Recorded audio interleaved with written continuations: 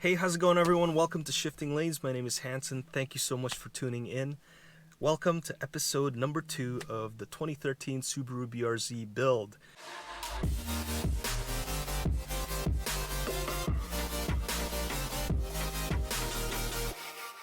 As I've told you in the past video, I bought the 2013 Subaru BRZ because I wanted to use the car to basically teach me how to become a better driver. So the whole purpose of that is to make minor modifications, minor performance and suspension modifications, but also go to autocrosses and see myself evolve from someone with limited track knowledge and skills to something that could be considered like a threat on the autocross and at the track. So that was the whole purpose, but as you could see from the first video, which is linked above, we didn't really start off with the right foot. It actually took a drastic turn. As you can see, I'm not sitting in my 2013 Subaru BRZ. I'm actually sitting in my daily driver. It's a 2017 Hyundai Tucson, which if you're interested in the review for that, it's also linked up above. I wanted to give you an update as to what's going on because it's been at the dealership 15 days at the shop and counting. I don't really know when I'm going to get it back. So basically in my downtime, I've found 5 major problems that you need to know about before buying a BRZ, an FRS, or an 86. These aren't like minor problems like, my car only has 200 horsepower. It's nothing like that.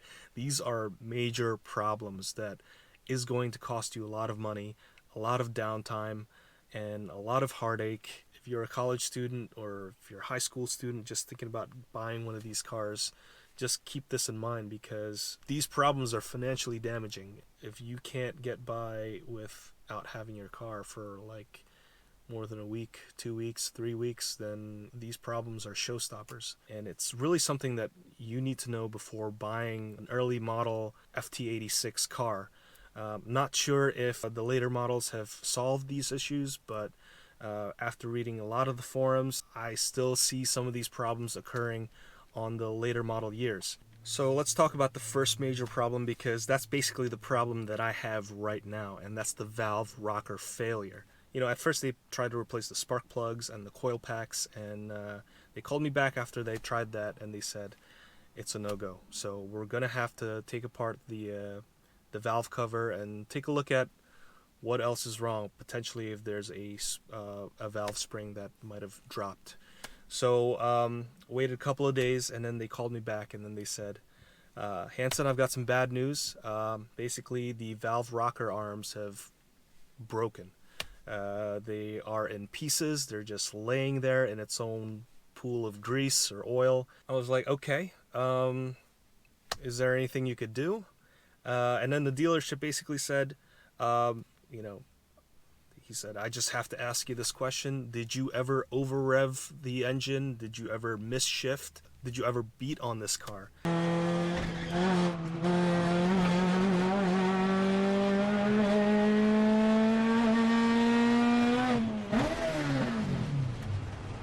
was like, absolutely not. I owned the car for 6 days, drove it for less than 400 miles. I basically only took it to work and only took it home from the dealership. So I was pretty taken aback when they asked that question.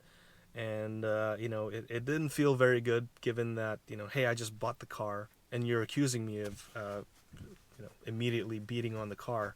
So I didn't really like that, but I understand why they asked those questions because, when they look at the ECU or the computer or whatever, they could take a look at the record to see if it was ever over revved or anything like that at the point of failure. I understand why they asked us those questions so that, you could hear it from the horse's mouth before they open up the black box, so to speak. So I was looking more into the valve rocker failures, and there's actually a service bulletin, but before I get into that, one of the potential issues here is that the axle for the rocker arm would fall out, and that's probably due to a manufacturing defect or like just a bad design.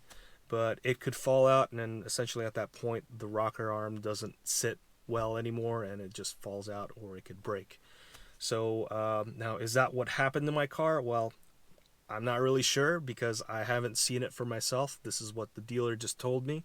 So I'm just going to take them at their word. There may be other issues wrong with it because as far as I know, they've only taken apart the valve cover, but they did say that they are going to take apart the rest of the engine to take a look at if there's any sort of debris that might have gone into the oil galleries. If anything ever breaks inside your engine, there could be debris that could get into places where there isn't supposed to be debris, and that could pose a pretty serious problem later on. There's actually a service bulletin a couple of years ago that addresses this same exact part, but not necessarily the same issue.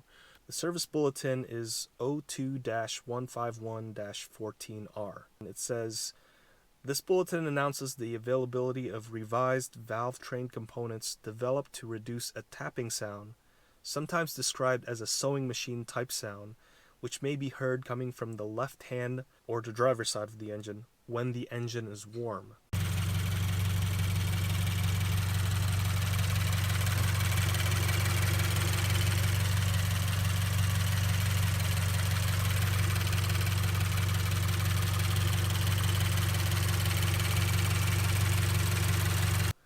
This bulletin does not address any cold engine or startup sounds.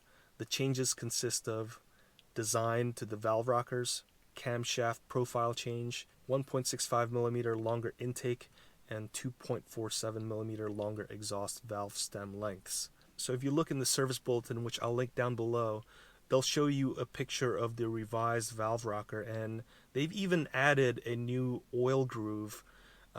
Most likely that's to improve oil flow during operation. So this service bulletin, addresses the same exact valve rockers, but it's for a tapping sound. Not necessarily the issue that I have, but knowing anything about engineering or just any mechanical things, when you hear a tapping sound, that's usually the result of loose tolerances and things impacting, like a metal to metal contact. That's not necessarily a good thing or something that you'd want, because over time it can induce stresses in the component, and eventually it could lead to fatigue. And in my case, I think that's what happened to the engine. Is basically after 93,000 miles, the rocker arms just kind of had it. It was just over fatigued and it just cracked. So that's purely my guess. I'm not really sure if that's what happened here. I would know more if I had the parts in front of me so I could take a look at it. But as far as I'm concerned right now, this is my best guess. I think the valve rockers are just overstressed. That service bulletin was never taken care of. So just in the long run, it just failed. So I may be wrong. If I'm wrong, again, I'm not like an expert at this subject. This is basically me just doing my research in the forums and based off of what the dealership told me. So that's all I know with respect to this issue. Now, let's move on to the second major problem with the Subaru BRZs, and that is rod knock, or a spun bearing. Now, this is a catastrophic issue. It's going to cost a lot of money. It's going to probably cost, result in a new engine. So basically, a spun bearing or a rod knock is when the journal bearing that's between your connecting rod and your crankshaft doesn't have oil anymore. So the way that works is that there's a very thin film of oil between the bearing and the crankshaft, and your engine is basically a slew of metal components sliding around and rubbing against each other. So if there is no oil, then you have pure metal to metal contact, and that's not a good thing. So a spun bearing or a rod knock is basically that thin film of oil that disappeared for a very brief moment, or an extended period of time. When that thin film of oil disappears, then temperatures in those components rises, and you could potentially seize the bearing onto the crankshaft, at which point it, after a lot of sliding, a lot of grinding, it kind of extrudes itself out of the where it's supposed to sit. It may crack, it may seize, so it's not good. Eventually what that results in is loose slop between the connecting rod and the crankshaft. So it sounds like tapping noises, only at a very high frequency. So that's what rod knock or a spun bearing all is. It happens because sometimes there's oil starvation, it's over revved, and it's just beat on maybe. When it comes to the BRZ engine or the FRS, the FA20 engine, sometimes it just happens under normal operating situations, which is really unnerving and very scary to think of, because you might have been on top of all of your oil changes and all of your maintenance, and all of the sudden in 20,000 miles, 10,000 miles, 90,000 miles, it it just seizes on you. It's something you can't control. So after doing my research, I found that and some of this is like hearsay, so I'm not sure if this has happened or not. If this has happened to you, let me know, and just like put it down in the comments so we could start a conversation about this, because I'm really curious about it. But after reading the forums, someone mentioned that there was excess sealant in the engine that essentially broke off. So it was poor manufacturing. So the excess sealant basically broke off and blocked the oil pickup tube screen. So essentially that's oil starvation. It's not picking up enough oil. It's not working as efficiently. Is there anything that you could do about this to prevent this rod knock or spun bearing? Besides just trying to stay on top of your maintenance, not really. And that's what's so scary about these engines, is that it's like the luck of the draw. You could take care of these engines, and at some point it's just going to crap out on you, and that's really, really scary.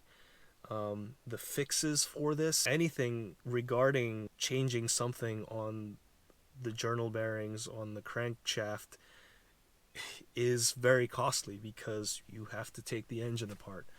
And there are some sources out there, some companies that have essentially kind of improved the short block of the FA20, and basically built up these weak areas, providing more oil passageways, better bearing quality, and even better connecting rods. That's really, as far as I know, the only way to kind of prevent this, aside from swapping a brand new motor, at which point you're not really solving the root cause, because that new motor might blow itself up too later down the line.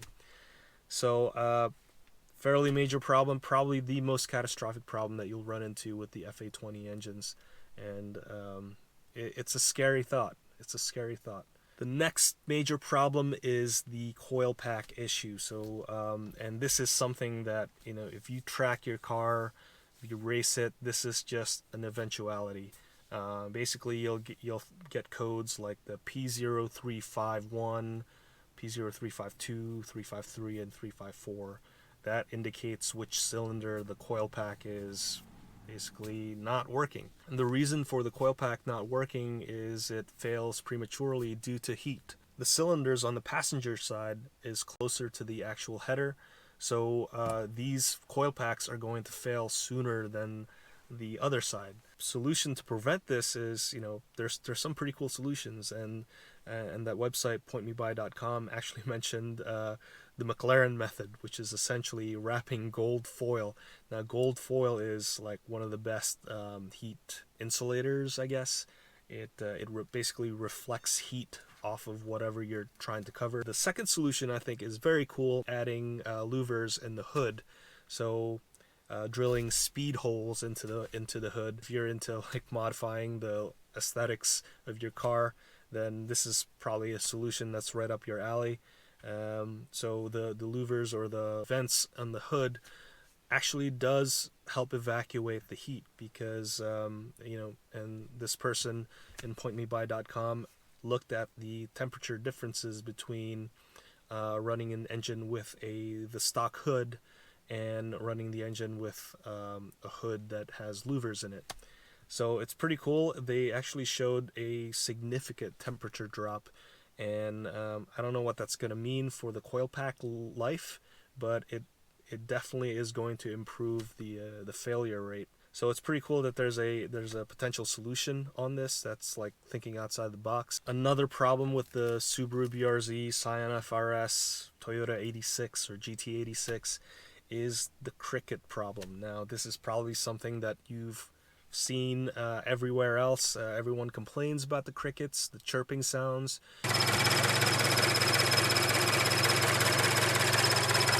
And that's basically the high pressure fuel pump. I don't believe that there's an actual mechanical problem with this. I think people just grow to get used to it. There's an actual service bulletin for this, so if you are annoyed by that sound, you could take it to the dealership.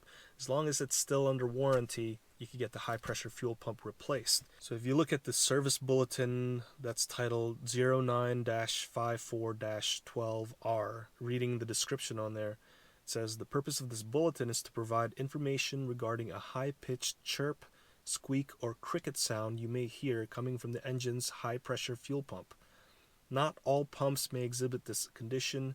Some may have internal components, which is in combination with certain fuel temperatures or fuel formulations, may result in aeration of fuel within the body of the pump and cause this sound when the engine is idling. This result is non-detrimental to the fuel system or engine. A series of production changes have been made to the high-pressure fuel pump to reduce the occurrence of the sound, which include a change to an internal fuel passage, a change to the shape of the plunger stopper, a change to the pulsation dampener assembly. It's certainly just a nuisance, but it's not a major problem, but it's definitely something that you need to be aware of before you buy one of these cars. And then the last major problem with these cars, I don't have a problem with this, but this is something that kind of came up when I was looking through the service bulletins, is the camshaft position sensor.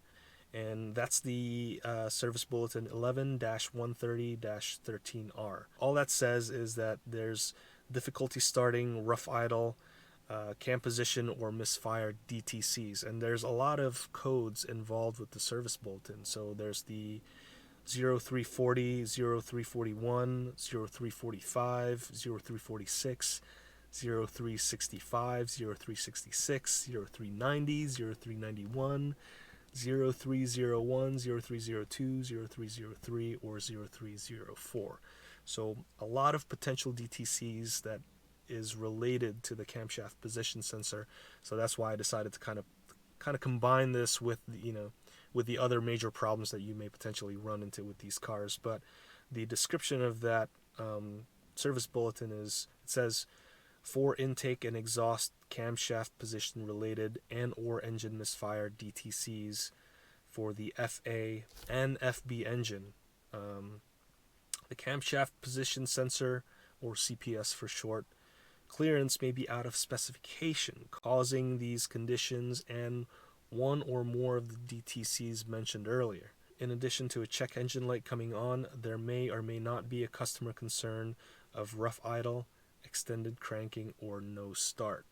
So that's basically the 5 major problems that you need to know about before buying the BRZ FRS 86. These aren't minor problems. These problems cost a lot of money. As you can see with my problem, the valve rocker arm breaking, it's been in the shop for more than 2 weeks, and I'm not really sure when I'm going to get it back. Hope you found these videos helpful. I certainly wish that I was autocrossing instead of making these updates about how my car is still sitting in the shop and getting fixed, but that's the reality of the situation. Our story has kind of taken a drastic turn. When life gives you lemons, you make lemonade. So this is me making the best out of the situation and trying to inform everyone out there what you could expect when you buy one of these cars. If you could get access to the history, like the Carfax, or if you could talk to the original owner of the car and say like what they did to it, or even just get records from the dealership if that's possible. That's definitely something that you want to try doing before buying these cars, because if the car has received all those service bulletins, great, you may not run into some of those issues, but again, there may be some catastrophic problems that's just looming because of the engine design. These are just problems that you're going to run into with like the first model year cars. So it's expected that we run into these growing pains. So, the best thing we could do as a consumer is to be educated about these issues before we jump into buying a used version of one of these cars. I don't know what the first owner did to this car. I don't know if he beat on it or took it racing or tuned it or modified it or whatever. I'm not sure what he did to it, but it's lasted him 93,000 miles, but unfortunately it's only lasted me about 400 miles. So I don't know if I bought someone else's problem, or maybe it was just, it was just time for the components to break. And that happens. That happens with all mechanical things. But we shall see what happens in the next video. Thank you so much for watching till the end. If you haven't done so already, please subscribe to our channel. Hit that like button, hit that notification bell, and also check out our other social media channels. We're on Facebook, Instagram, Twitter, and we're also on Drive Tribe. My name is Hanson. Thank you so much for watching and sticking around till the end, and I'll see you next time, hopefully again with better news and in the Subaru BRZ.